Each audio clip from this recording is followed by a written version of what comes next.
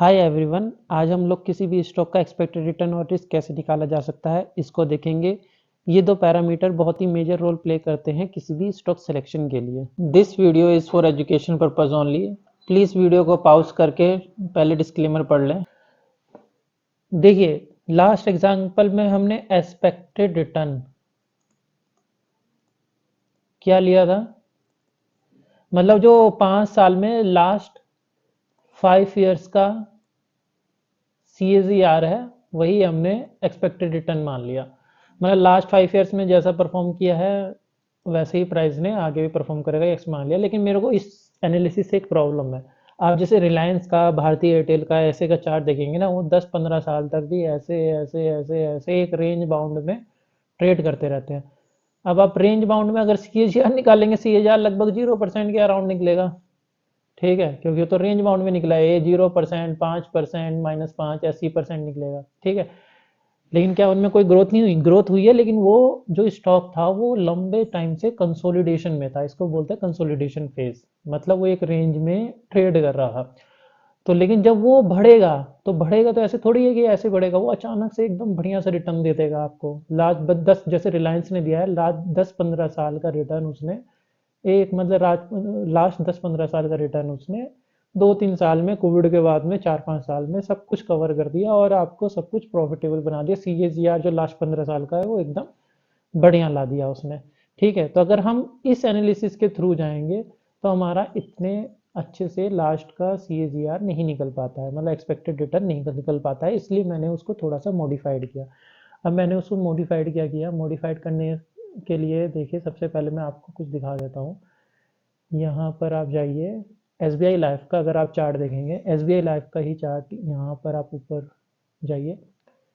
ये यहाँ पर मैंने PE रेशियो सेलेक्ट किया। ठीक है, उसके बाद में 5 ईयर्स का एनालिसिस लेना है, 5 ईयर्स का चार्ट लगा लिया। अब 5 ईयर्स के एनालिसिस पे आप देखिए, इसका जो PE दिखा रहा है यहाँ पर देखिए 69.2 दिखा रहा है। यहाँ पर भी आप देख सकते हैं, यहाँ पर आप देखेंगे स्टॉक PE लगभग 69 के अराउंड है। ठीक है, और जो इसका 5 ईयर्स का मीडियन है वो 74.3 है। इसको दिमाग में रखिएगा। अभी मैं आपको बताता हूँ मैं क्या करने जा रहा हूँ इसमें। और इसका जो आप प्रॉफिट परसेंटेज कितने हिसाब से बढ़ रहा है, देखिए कई लोग सेल्स का भी ले लेते हैं, ग्रोथ रेट कितनी है। मैं प्रॉफिट का देखता हूँ जनरली। आप देखिए नेट प्रॉफिट पे क्लिक कीजिए, यहाँ प्लस पे, यहाँ पर profit percentage, year on year profit percentage दिख रहा है, वो लास्ट 4 क्वार्टर का लीजिए आप। 39 प्लस 36 प्लस 4 प्लस 6। ठीक है, 6, 4, 36, 39, इन तीनों, इन चारों का एवरेज ले लीजिए आप। चारों का मतलब चारों को सम कीजिए, 4 से डिवाइड कर दीजिए। आप ये मान सकते हैं कि मैं ये मान के चल रहा हूँ कि लास्ट ईयर जो ग्रोथ रेट रही है SBI लाइफ में, आने वाले 5 साल में वो उसको सस्टेन करेगा। ठीक है, आने वाले 5 साल में वो ग्रोथ रेट को सस्टेन करेगा आगे। और अगर ग्रोथ रेट को सस्टेन नहीं करेगा तो हमारे डाइवर्सिफिकेशन में वैल्यूज चेंज हो जाएंगी, जो हम मॉडल बना रहे हैं उसके हिसाब से वो पोर्टफोलियो खुद आगे एडजस्ट हो जाएगा आने वाले सालों में। तो अभी हम फिलहाल यही मान लेते हैं, ये ज़्यादा रियलिस्टिक आपका अप्रोक्सीमेशन रहेगा। तो 6+4+36+39 का आप लोग एवरेज कर लीजिए। एवरेज करके आपको कुछ ऐसा मिल जाएगा। देखिए करंट PE क्या था SBI लाइफ का, 69.3, मतलब 69 करीब है। 5 ईयर्स का मीडियन जो 74.3 है। ठीक है, प्रॉफिट परसेंटेज इंक्रीमेंट रेट जो है वो 21.25 है, जो मैंने बताया था वो आपका एवरेज लिया। ईयर्स क्या है, ईयर्स आपके 5 हैं। ठीक है, 5 साल का हम लोग एनालिसिस कर रहे हैं, इसलिए 5 साल का हमने ईयर ले लिया है। करंट प्राइस उसका 14.95 है। अब हम इसके बेस पे कैलकुलेशन करते हैं कि कैलकुलेशन हम लोग कैसे कर सकते हैं।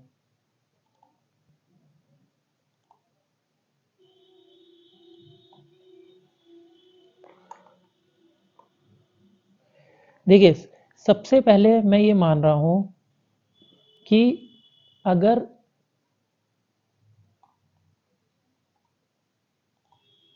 एस बी आई लाइफ अपनी ग्रोथ को सस्टेन करता है, जो भी उसकी ग्रोथ रेट है 21.25% आने वाले 5 सालों में सस्टेन करता है, और प्राइस अगर अगर उसका कांस्टेंट रहता है जितना उसका प्राइस है, तो उसका पी रेशियो कितना हो जाएगा। तो उस केस में उसका पी रेशियो क्या होगा कि जो उसका करंट पी रेशियो है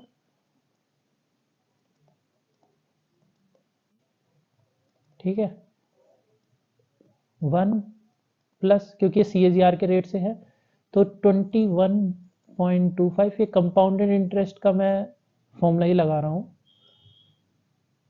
ठीक है, ये आ गया, और टाइम पीरियड कितना हो गया 5। करंट पी क्या था आपका, करंट पी था ये 69.3, आप इसको कैलकुलेट कर लीजिए। ठीक है, ये आपका आ जाएगा 5S फॉरवर्ड पी रेशियो।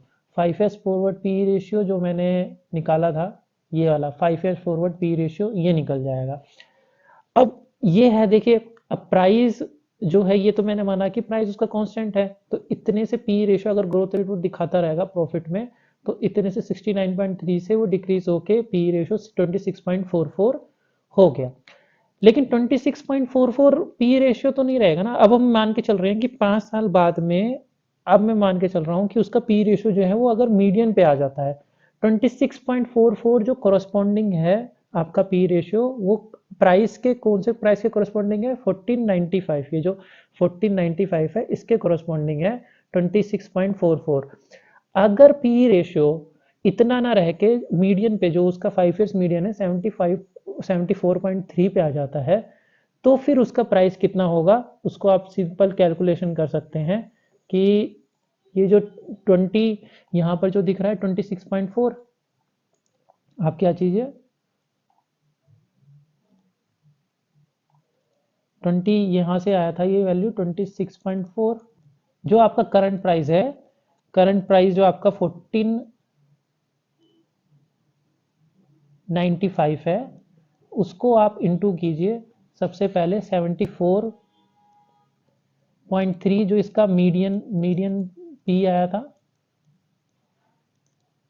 और उसको डिवाइड कर दीजिए 26.4 से। ठीक है, ये मैंने कैसे निकाला, जैसे आप एग्जांपल मान लीजिए कि किसी बच्चे के सपोज कीजिए कि 50% मार्क्स आते हैं, और वो, मतलब किसी बच्चे के 50 मार्क्स आते हैं और वो टोटल के 25% है। ठीक है, तो अगर उसके 50% मार्क्स आते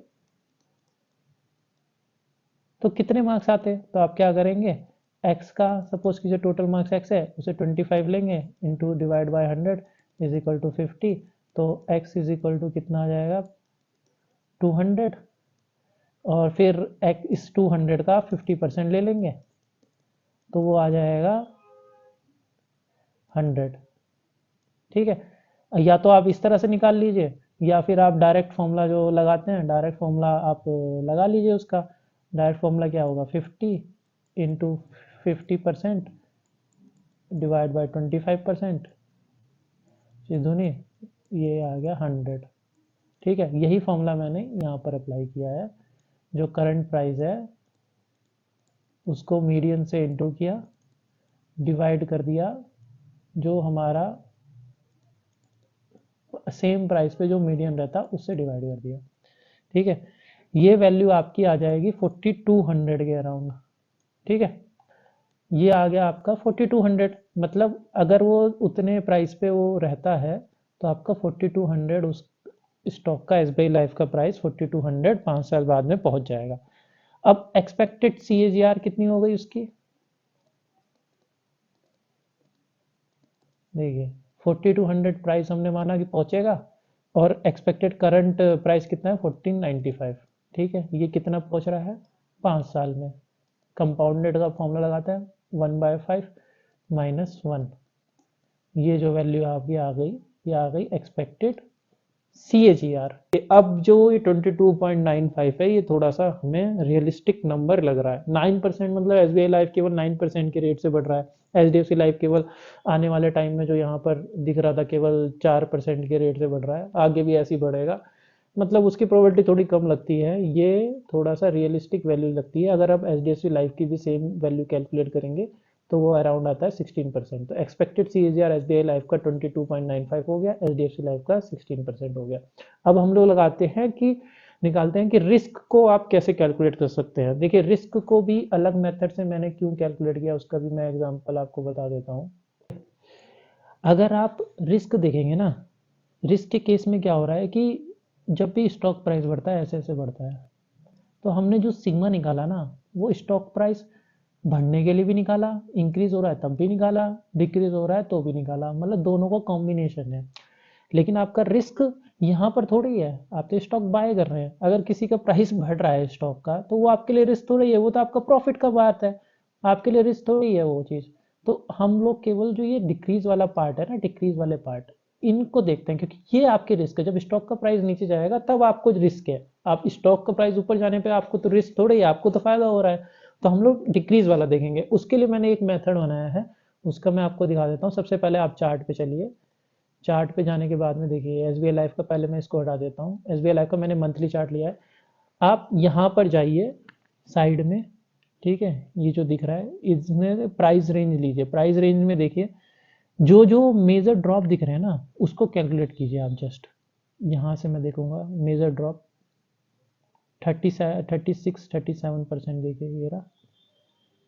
यहाँ से आपको 4-5 मेजर ड्रॉप देखने हैं स्टॉक में, कितने कितने परसेंट क्या है। 48%, 49% गिरा है यहाँ पर एस बी आई लाइफ। यहाँ पर एस बी आई लाइफ देखिए अराउंड 22%, ठीक है। डेट प्राइस रेंज अभी तो ये गिर रहा है, इसको छोड़ दीजिए। यहाँ पर एक और ड्रॉप आया था 22% का, ठीक है। 37, 49, 22, 22, ठीक है। 37, 48, 22, 22, ठीक है। अब होता क्या है, इसका मैंने रिस्क परसेंटेज कैसे निकाला। देखिए स्टैटिस्टिक्स में एक जब बात आती है ना कि हम कैसे निकाल सकते हैं, तो अगर आप जब आपके नंबर हैं, आपका नंबर है 4 नंबर है, ए मतलब फर्स्ट नंबर है, सेकंड है, थर्ड है, फोर्थ है, आपको प्रोबेबिलिटी निकालनी है कि फिफ्थ नंबर कितनी रेंज में होगा, ठीक है। तो जब 70% प्रोबेबिलिटी होती है कि जो ये आपका 70% प्रोबेबिलिटी होती है कि जो फिफ्थ नंबर आएगा ना आपका, यहाँ पर फिफ्थ नंबर जो आएगा वो उनके म्यू जो उसका एवरेज है, ठीक है, प्लस स्टैंडर्ड डेविएशन है उसको डिवाइड बाय 2, आप ये निकाल लीजिए। इसके अंदर अंदर ही होगा, उसकी 70% प्रोबेबिलिटी होती है, ठीक है। तो फिर हम जो अगला ड्रॉप जो आएगा उसकी प्रोबेबिलिटी अगर हम निकालेंगे, तो मैंने यही कैलकुलेट किया है जस्ट यहाँ पर एक्सेल में कि रिस्क परसेंटेज कितना हो गया आपका। एवरेज निकाला, इन चारों वैल्यू का एवरेज निकाला, ठीक है, प्लस यहाँ पर आपको प्लस का साइन दिख रहा होगा, प्लस स्टैंडर्ड डेविएशन निकाला, इन चारों का स्टैंडर्ड डेविएशन निकाला, यहाँ पर S T D E V standard deviation का फॉर्मूला रहता है, उसे डिवाइड बाय 2 कर दिया, तो वो कितना आ गया 38%, ठीक है। पिछले मेथड से एस बी आई लाइफ का कितना आ रहा था 18% रिस्क परसेंटेज, ठीक है, और नए मेथड से आ रहा है 38%। अब आपको कौन सा ज़्यादा रियलिस्टिक लग रहा है? मेरे को तो 38% लग रहा है। क्यों लग रहा है 38%? देखिए 2 बार वो पास्ट में 37, 48 ऑलरेडी ड्रॉप कर चुका है, 2 बार 22 ड्रॉप कर चुका है, ठीक है। अगर आप इसको रियलिस्टिक मानेंगे कि ये ज़्यादा रियलिस्टिक है 18%, तो ये वाला कहाँ से आया? ये वाले ड्रॉप तो बहुत ज़्यादा हाई हैं, ये तो उनको दर्शा ही नहीं पा रहे हैं, मतलब अच्छे से रिप्रेजेंट ही नहीं कर पा रहे हैं। तो ये वैल्यू जो है वो बेटर रिप्रेजेंट करती है, ठीक है। इसी को रिस्क परसेंटेज को मैंने 100 से डिवाइड कर दिया तो 0.3858 आ गया। और ऐसी ही H D F C life का अगर हम ड्रॉप देखेंगे, एक बार मैं दिखा देता हूँ आपको drop, H D F C life के ड्रॉप, इसको हटा देते हैं, ये हटा देते हैं। यहाँ से हम लोग जाएंगे, ये लगाया, यहाँ से हम लोग प्राइस रेंज लेते हैं, प्राइस रेंज से हमने ये निकाला, ये 36% यहाँ पर दिख रहा है। ये देखिए 46%, केवल कोविड में 46% था, लेकिन उससे पहले भी 36% वो गिर चुका है। और उसके बाद भी देखिए ड्रॉप 40%,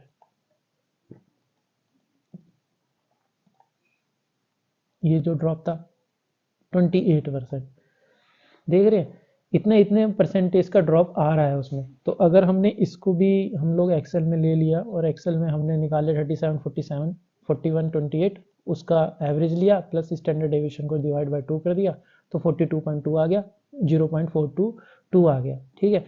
जो हमारी पिछली सीट थी इसी को मैंने अपडेट कर दिया यहाँ पर आगे, ठीक है। करंट प्राइस सेम है, मीन जो हमने लिए थे वही है, मीन स्टैंडर्ड डेविएशन यही है, जो हमने पहले लिए थे। रिस्क इन फ्रैक्शन देखिए, इसको चेंज कर दिया मैंने, जो हमने नया रिस्क निकाला है उसके हिसाब से डाल दिया। रिस्क परसेंटेज तो इसके हिसाब से कैलकुलेट हो ही जाएगी।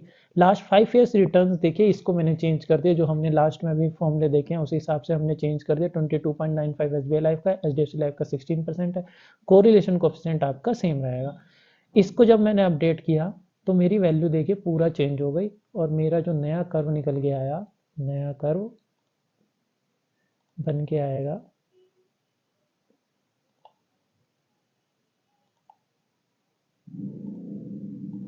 वो इस तरह से हो गया। अब देखिए पहले कर्व में और नए कर्व में कितना ज़्यादा डिफरेंस है। ये नया कर्व थोड़ा सा ज़्यादा रियलिस्टिक लग भी रहा है, ठीक है। ये जो कर्व है पुराने मेथड से और ये नए कर्व में कितना ज़्यादा डिफरेंस है। अब देखिए ये वाला हमने जैसे पिछले वीडियो में देखा भी था। अगर आपने पिछले वीडियो नहीं देखी है बाय चांस, तो पार्ट 2 की लिंक मैं नीचे डाल दूंगा, उसको देख लीजिएगा, ठीक है पहले, ताकि आपको अच्छे से समझ में आ सके ये सब चीज़ें। तो ये जो पार्ट है, ये वाले पार्ट को हम लोग क्या करेंगे, इग्नोर कर देंगे। इतने पार्ट को हम लोग क्या करेंगे, इग्नोर कर देंगे। जैसे हमने लास्ट वीडियो में देखा था, हमें ऑपरेट करना है केवल इतने पार्ट में, इतने पार्ट में हमें ऑपरेट करना है, ठीक है। अब इतने पार्ट को अगर हम देख लें कि कहाँ के कहाँ पर है, ये देखिए यहाँ पर ई वैल्यूज़ यहाँ पर दिख रही हैं आपको, ठीक है। तो अगर हम देखें कहाँ तक डिक्रीज़ हो रही है वैल्यू, ये डिक्रीज़ होती है 0.35 से 0.3448, ये और डिक्रीज़ हुई और डिक्रीज़ हुई, और यहाँ पर डिक्रीज़ हुई, यहाँ पर डिक्रीज़ हुई, फिर इंक्रीज़ होनी चालू हो गई। तो मतलब आपको इतने पॉइंट में ये जो डाटा है, ये वाला, आपको इसमें से कोई वैल्यू सेलेक्ट करनी है, ठीक है, इन वैल्यूज़ में से। अब आपको कौन सी वैल्यू सेलेक्ट करनी है मैं बता देता हूँ। अब आपको देखिए यहाँ पर अगर आप अपने रिस्क ले सकते हैं पोर्टफोलियो पे, 33% ही रिस्क ले सकते हैं, ठीक है। तो आप 55% एसबीआई लाइफ में डालिए, एचडीएफसी लाइफ में 0.45 डालिए, ठीक है। अगर आप थोड़ा सा और रिस्क ले सकते हैं, आप बोलेंगे नहीं मैं तो 35% के अराउंड भी रिस्क लेने को तैयार हूँ, तो एसबीआई रिस्क 35% के कोरस्पॉन्डिंग एसबीआई लाइफ में आप 80% डालिए, एचडीएफसी लाइफ में आप 20% डालिए, ठीक है। तो इस तरह से आप लोग अपने रिस्क के हिसाब से आपको किस में कितना परसेंटेज डालना है वो डिसाइड कर सकते हैं। इसी के साथ मैं अपनी ये वीडियो समाप्त करता हूँ। आशा है कि आपको ये वीडियो पसंद आई होगी। अगर पसंद आई हो तो लाइक शेयर एंड सब्सक्राइब जरूर करें और बेल आइकन दबाना ना भूलें। नेक्स्ट पार्ट में हम लोग फंडामेंटल्स देखेंगे कि हम लोग स्टॉक के फंडामेंटल्स को किस तरह से देख सकते हैं और रीड कर सकते हैं, क्योंकि वो बहुत ज़्यादा इंपॉर्टेंट है किसी भी स्टॉक सिलेक्शन के लिए। धन्यवाद। This video is for educational purpose only, not any financial advice. It is my personal view. Please do not take any financial decision based on this video. Please consult your financial advisor before taking any decision. I am not responsible for any financial gain or loss or any implications arising out of any decision taken by anyone after watching this video.